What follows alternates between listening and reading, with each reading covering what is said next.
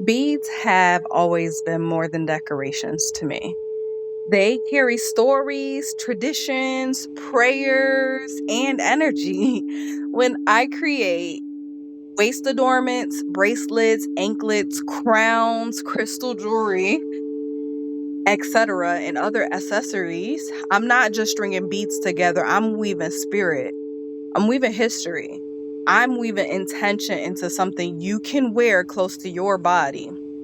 Across cultures, beads have always been symbols of identity, protection, beauty, and power. They remind us of where we come from and who we're becoming. In my African American culture, beads are both a reclamation and a continuation. Even when ancestral practices were stripped away during slavery, beads survived. In hair, they became beauty and protection. In jewelry, they became a reconnection, a way to reclaim what was taken. Today, when you see hair beads on little girls and women, that's not just style. It's something like a culture crown. It's survival. It's ancestry still alive. In my Puerto Rican culture, it's important to remember Puerto Ricans are Afro Latino. The island is a blend of African indigenous Tainos and Spanish heritage. That mix shows up in the food, the music, the rhythm, and in the adornments. From the Yoruba traditions carried over through the African diaspora, beads became sacred. Tied to the Orishas, blue for Yamaya, goddess of the ocean, yellow for Oshun, goddess of love and rivers, and from the Taino influences, natural beads like seeds and shells were used for both protection and connection to the earth. In my African culture, beads are sacred. Waist beads, especially, symbols of femininity, fertility, sensuality, and spiritual protection. They mark rites of passage. They remind women to honor their bodies, their vessel. Beyond waist beads, beadwork in crowns, anklets, and necklaces symbolize royalty, wealth, and divine connection. Beads are not just jewelry, they're language. In my Cherokee roots, beads tell stories. Before European contact, they used shell, bone, stone, carved and painted with meaning. Later, they incorporated glass beads, and beadwork became both survival and expression. Every color, every pattern told a story. Beads represented clan ties, spiritual protection, and honoring the ancestors.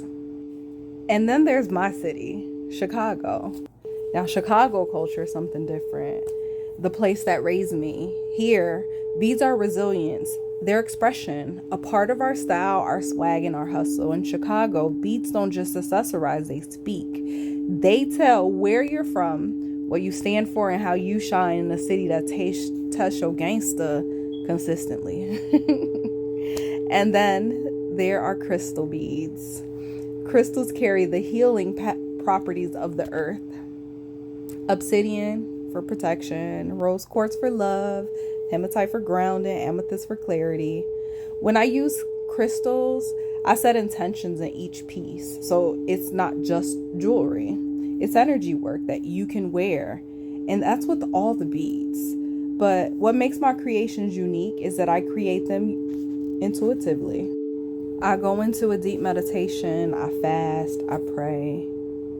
People often come to me and say, I want a necklace, but I don't know what I need, or I'd like waist beads, or a bracelet, or earrings, but I want you to decide what's right for me. That's where my gift comes in. I tune into the energy. I feel their energy. I listen to what they may need that they're not saying, and then bead by bead, I create what their spirit is asking for. For me, this is a love language. This is a healing modality. When I sit down to create, I'm pouring my love, my patience, my prayers, my intentions into each piece. That's why my jewelry feels different, because it's not mass produced. It's not something I picked out of a catalog. It's not random. It's medicine. It's custom. It's sacred.